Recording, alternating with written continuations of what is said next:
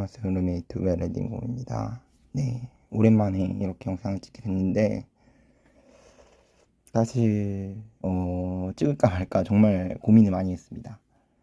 그렇지만 뭐 저번에 2022년 남자 축구 같은 경우도 카타르 월드컵을 리뷰를 했었기 때문에 이번에도 한번 여자 월드컵 또 시즌이 딱 이제 학생 여러분들은 딱 방학 시즌이어가지고 네, 또 시간이 잘 맞는 것 같습니다. 자, 우리나라 같은 경우는 일단 H조에 있는데요. H조에는 콜롬비아, 독일, 모로코랑 한 조에 속해 있습니다. 일단 아무래도 독일이 현재 상황으로는 1위가 제일 유력하고, 네, 영상 찍는 날이 지금 7월 25일, 네, 콜롬비아전 바로 당일이기 때문에 바로 전날이었죠. 전날 오후에 열렸던 경기에서 독일이 모로코를 6대 0으로 이겼어요. 네, 경기 내용도 상당히 다른 경기처럼 뭐 일본이나 잠비아 뭐 이런 경기들은 진짜 슈팅이 아예 잠비아가 연계였어요.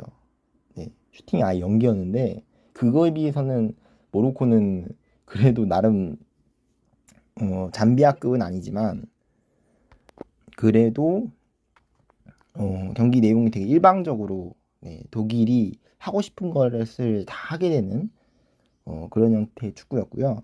후반 막판에는 또 모로코가 약간 스스로 무너졌어요, 마지막에. 그래서 대량 실점으로 이어지게 됐고, 그래서 골이 많이 난 것 같습니다. 중요한 거는 실점 이후의 상황. 뭐 누구나 사실 사람이 다 실수할 수 있잖아요. 골 먹힌 다음에 그 다음에 어떤 스탠스를 취해주냐, 그게 중요할 것 같은데요. 지금 현재 시간이 12시 7분인데 방금 전에 전반전이 끝났습니다. 콜롬비아전 전반전이 끝났고 경기는 2대 0으로 일단 전반전을 콜롬비아한테 뒤지고 있습니다. 선제골은 일단 카탈리나 루스메 선수라는 이 선수의 페널티 골인데요. 그 전 장면에서 콜롬비아 선수 슈팅이 심서영 선수 이렇게 손에 맞으면서 핸들링으로 PK를 내주게 됐습니다. 여러모로 약간 남자 축구의 약간 러시아 월드컵 때 우리나라가 핸들링으로 네, PK를 멕시코전이었나 그때가 기억이 안 나네. 멕시코전이었죠. 스웨덴전 때는 태클로 제가 알기로는 태클로 PK를 준 걸로 기억하고 있는데 그때는 좀 약간 좀 유사한 것 같아요. 그래서 손에 맞으면서 느린 화면을 봤을 때도 이 정도는 충분히 PK 줄만하다. 네, 저는 생각이 들었고 심판 판정 자체는 사실 전반전에 크게 문제는 없었어요.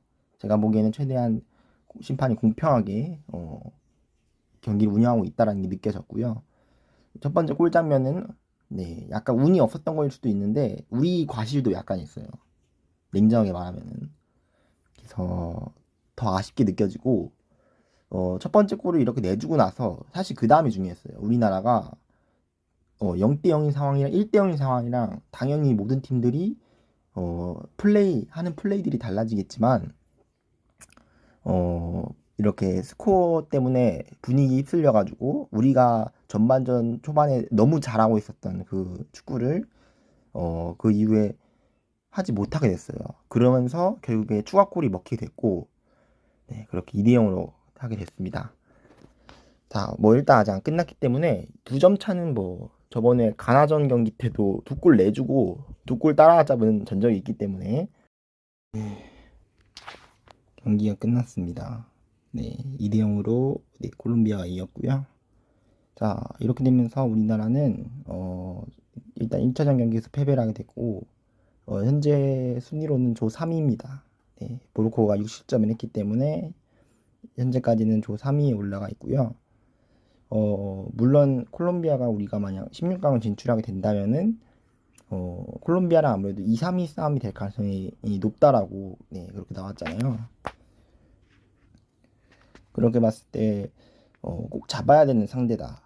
네, 그런 상대였고 네, 오늘 사실 진 게 상당히 뼈 아픕니다. 네, 냉정하게 말하면은 지면 안 되는 경기였어요. 네, 그만큼 중요한 경기였는데 네, 져서 아쉽고 그치만 아직 끝난 건 아니에요. 뭐 첫 경기 졌다고 하더라도 네, 아직 우리에겐 두 경기가 더 남아 있고 또 이제 독일이 뭐 이 뒤에 있을 2차전 독일하고 콜롬비아 경기가 또 어떻게 될지 모르기 때문에 기적이란 거는 진짜 아무도 모르는 상황에서 일어난 거거든요. 누구도 이런 일이 안 일어나겠지 싶은 게 일어나는 게 기적이에요. 기적은 충분히 일어날 수 있습니다. 자, 물론 그 기적을 이뤄내기 위해서는 오늘 했던 뭐 실수들, 네, 그런 것들을 좀 보완해야 되고요. 일단 이 1차전 콜롬비아전 평가를 하자면은 전반 초반에는 제가 재밌게 봤어요. 재밌게 봤다는 얘기는 우리가 하려고 하는 축구의 방향이 나왔어요. 콜림베 감독님이 이런 식으로 방향성을 잡았구나. 사이드에서 크로스를 올리는 형태의 공격. 사이드에서 이렇게 플레이를 주도해 가면서 이렇게 점유율을 가지고 빌드업을 해 나가면서 한쪽에 선수들이 몰려 있으면은 반대편으로 크로스를 올리던가 이렇게 방향을 전환해 주면서 빈 공간을 이렇게 찾아 들어가는 그런 형태의 공격. 그게 안 되면은 이제 우리 이제 스트라이커들이 이렇게 발이 빠르기 때문에 그런 걸 이용한 스피드한 공격, 뒷공간을 노리는 상대 뒷공간을 노리는 그런 형태의 공격이 전반 초반에는 보였어요. 근데 사실 결정적인 게 앞서 얘기한 것처럼 이 PK, 이 페널티킥이 정말 예상 외였어요. 이게 비유를 하자면은 시험을 보러 왔는데 시험 범위가 뭐 여기 A부터 C까지라고 미리 알려줘가지고 A부터 C까지만 공부하고 왔는데 알고 보니까 D까지인 거예요. A부터 D까지인 거예요. 그래서 문제가 1번 문제부터 갑자기 D 문제가 나와가지고 깜짝 놀란 거죠. 여기서 왜 문제가 나오지? 그래서 당황한 거예요. 당황해버리니까 그 뒤에 A부터 C까지는 공부를 했지만 그 뒤에 공부한 내용도 다 까먹은 거예요. 그러니까 첫 단추를 잘못 꿰매가지고 뒤에 것을 전부 다 망친 겁니다. 오늘 경기는 한 줄 평을 하자면 그런 것 같아요. 처음에 PK를 내주면서 흐름이 완전히 그 뒤로 후반 종료 시점까지 계속 콜롬비아 분위기였고요. 보면 볼수록 사실 의미 없다 좀 경기가. 우리가 경기를 하고 있는데 하고 있는 느낌이 안 들었어요. 선수들도 엄청 힘들었을 거예요. 저도 경기를 보면서 선수들이 되게 답답해하는 표정. 근데 이렇게 열심히 하고 있는데 왜 안 풀리지? 원활하게 빌드업이 안 되지? 점유율도 거의 6대 3이었거든요. 6대 3, 6대 4. 거의 6대 3 정도였어요. 거의 2배 정도 차이가 났기 때문에 우리가 사실 하려고 한 축구랑 좀 거리가 있었거든요. 네. 오히려 콜롬비아는 되게 쉽게 플레이를 한 게 콜롬비아가 원하는 형태의 축구를 그대로 했어요. 전형적인 콜롬비아식 축구. 네. 이름을 정확히 기억을 못 하겠는데 누구냐? 제가 그 라미네즈. 이 라미네즈 선수가 엄청나더라고요. 이 선수가 볼을 잡기만 하면은 두 명, 세 명이 붙어도 볼을 안 뺏겨요. 네. 그 설령 뺏기더라도 두 명, 세 명이 붙기 때문에 다른 쪽으로 패스를 넣어주면서 풀어 나가는 거죠. 그리고 콜롬비아 선수들이 전체적으로 약간 드리블이 좋아요. 그러다 보니까 우리 선수들이 그런 면에서 좀 아쉬운 면이 있었다라는 것과 또 아쉬운 점은 압박이 애매해요.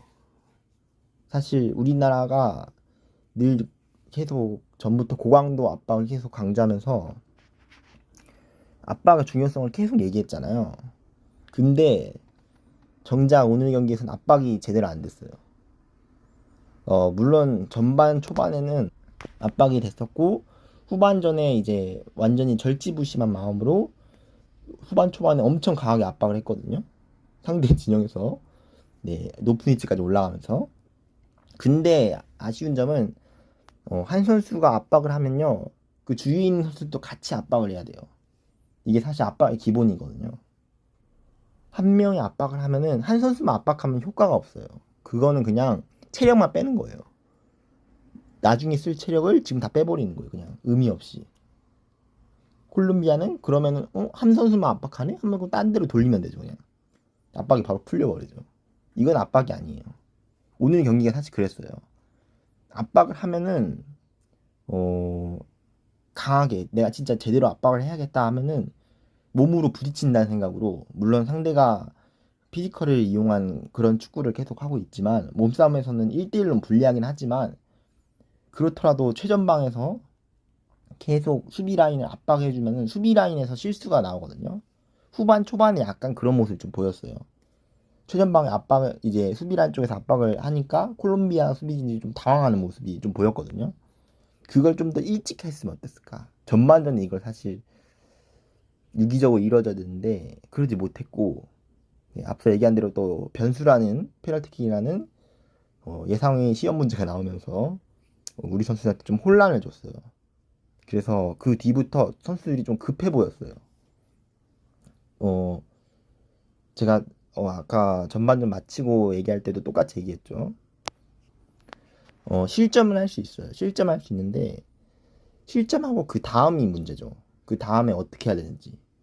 골은 먹힐 수 있는데 사실 그 페널티킥은 우리 과실도 있긴 하지만 사실 과실보다는 약간 운이 안 좋았던 거, 약간 그런 것도 있었거든요. 거기서 그렇게 안 보이는 위치에서 공이 날라오면서 손에 맞은 거기 때문에, 사실 이것도 멕시코전 때도 비슷했거든요. 페널티 내줄 때도. 저거는 저 상황에 뭐 손에 맞긴 맞았는데 그 멕시코전 때도 손에 맞긴 맞았는데 정말 운이 나빠서 맞은 거잖아요. 네, 그래도 PK는 PK이기 때문에 PK를 심판은 공평하게 줬는데, 오늘 일단 심판의 판정은 나름대로 정당했어요. 일관성이 있었고요. 심판이 어느 정도의 약간의 몸싸움을 약간 허용하는 심판인 것 같아요. 그게 우리한테는 좀 불리하게 작용한 면도 있고요. 당연히 우리가 1대1 그 몸싸움이 안 되기 때문에 협력 수비를 통해서 탈출하려고 했는데, 또 그걸 콜롬비아 이제 공격진들이 드리블을 통해서 또 요리조리 피해가 나가는 모습이 보였습니다. 그래서 정리를 하면은 우리 선수들은 공간 활용을 못했어요. 축구장은 그림으로 그려드릴게요. 축구장이 크기 이 정도면은 우리 선수들은 골대가 여기 있어요. 이 반쪽만 활용해요. 이쪽에서만 계속 볼을 돌리면서 좁은 지역에서 어떻게든 티키타카로 뚫어내려고 하는데, 자, 물론 그렇게 되면은 잘 되면 좋은데 뭐 콜롬비아 수비진들이 알아서 다 열어주는 그런 팀은 아니잖아요. 네, 그러다 보니까 계속 여기 잘렸어요. 이렇게 좁은 지역에서 계속 볼을 돌리니까 콜롬비아 수비진한테 잘리게 되고, 그리고 콜롬비아 수비진한테 계속 볼이 넘어가니까 콜롬비아는 계속 조아라 공격을 하고 볼을 여기 뺏기잖아요. 그러면 여기 공간이 좀 남아있을 거 아니에요. 콜롬비아 수비진들이 이쪽으로 연결해줘요. 이게 잘 됐어요. 사실 콜롬비아가 오늘 경기에서 우리가 못한 점도 있긴 하지만 콜롬비아 잘한 점이 좁은 공간에서 넓은 공간으로 빠져나가는 모습, 이게 되게 유기적으로 이루어졌기 때문에 콜롬비아가 원하는 축구가 실현이 된 거예요. 네, 그러니까 그렇게 된 거고, 사실 두 골만 먹힌 게 사실 다행이다 할 정도로 경기 자체가 많이 안 좋았어요. 오늘 경기는 두 골이 오히려 다행이다라고 저는 생각이 좀 들었습니다. 그래서 생각이 들었고, 우리 골문 앞에서 사실 기회도 많이 만들어내지 못했죠. 전방으로 이어지는 우리가 제공권에서 이렇게 최전방이랑 유기적으로 이루어지지 못한다면은 이 선에서 적극적으로 공격을 가담해주면서 미드필더랑 최전방이랑 간격을 좁혀놔야 되는데 그게 안 됐어요. 일단 자, 콜롬비아 수비진이 잘한 거죠. 반대로 말하면은 뭐 이렇게 하다 보니까 갑자기 상대 선수 칭찬하게 되는데, 자, 이거는 물론 이런 면들도 있지만 제가 콜롬비아 선수들을 좀 칭찬하자면요. 아까 제가 라미레즈 선수가 진짜 거의 몸싸움을 진짜 아무리 몸싸움을 걸어도 끝까지 버티는 그런 선수라고 얘기를 했잖아요. 저기 오른쪽에 있는 그 카이세도 선수. 네, 사실 카이세도 선수가 18살인데 지금 레알 마드리드에서 뛰고 있어요. 그만큼 지금 전 세계적으로 엄청 큰 유망주예요. 대형 유망주. 남자 축구를 따지면은 누구지? 약간 모르겠네요. 어쨌든 대형 유망주예요. 지금 콜롬비아 내뿐만 아니라 전 세계적으로 봤을 때, 네, 남미 축구에서 봤을 때도 대형 유망주고 확실히 움직임이 달랐어요. 이 카이세선 선수가 볼을 잡으면요 무서워요. 진짜 제가 경기를 보면서 심장이 쿵쾅쿵 거리더라고요. 잘못하면 큰일 나는데. 네, 두 번째 골 장면도 이 카이세 선수가 이렇게 외곽에서 안으로 들어오면서 보여준 움직임을 우리 선수들이 제대로 막아내지 못하면서 슈팅을 허용했거든요. 자, 물론 그 슈팅 이후의 장면에서 윤영국 골키퍼가 제대로 걷어내지 못하면서 손 맞고 약간 들어갔죠. 네, 그래서 사실 골키퍼 미스다라고도 보이기도 하지만 저는 그 이전에 우리 수비진이 제대로 마킹을 안 해준 거, 여러 명이 협력 수비를 해야 되는데 앞서 얘기하는 것처럼 압박이 유기적으로 이루어졌어야 돼요. 압박을 하려면 여러 명이 동시에 이루어져야 되는데 다 뿔뿔이 애매하게 이루어지다 보니까 네, 실점하게 된 것 같습니다. 제가 지금 언급했던 부분들 2차전 모로코전에서는 꼭 고쳐야 되는 장면이고 우리가 저번 프랑스 월드컵 때는 3전 전패에다가 득점도 마지막 노르웨이전에서 한 골을 넣었거든요. 네, 물론 그 골 장면이 이제 제가 알기로는 지소연 선수 백킬이 이제 조소연 선수가 이제 넣었나요? 그렇게 넣은 걸로 기억하고 있는데, 네, 그때도 되게 아쉽게 3패로 떨어지게 됐는데 이번에는 꼭 그런 식으로 안 떨어졌으면 좋겠습니다. 물론 벌써 1차전밖에 안 했는데 떨어진다라고 생각하고 들어가긴 좀 그렇긴 하지만 일단 16강에 가는 게 우리 목표지만 1차 목표지만 그걸 떠나서 일단 다음 2차전 모로코 경기를 꼭 잡는다는 마인드로, 네, 그런 마인드로 임해줬으면 좋겠습니다. 네. 선수들 진짜 고생 많았습니다. 경기를 보는 내내 고생하는 게 보였어요. 눈에 되게 열심히 뛴다 라는 게 경기 내내 진짜 이양으로 뛴다라는 게 보였고, 좀 더 이런 면에 좀 더 효율적으로 압박이 이루어지면은 충분히 더 위협적으로 될 수 있을 것 같아요. 모로코 경기는 일요일 날 있죠. 일요일 날 저는 다시 리뷰를 하도록 하겠고요. 그리고 그 다음에 마지막 3차전 독일 경기 저녁에 있습니다. 네, 그렇기 때문에 어제 저 점심을 못 먹어가지고 오늘은 여기서 마치도록 하겠습니다.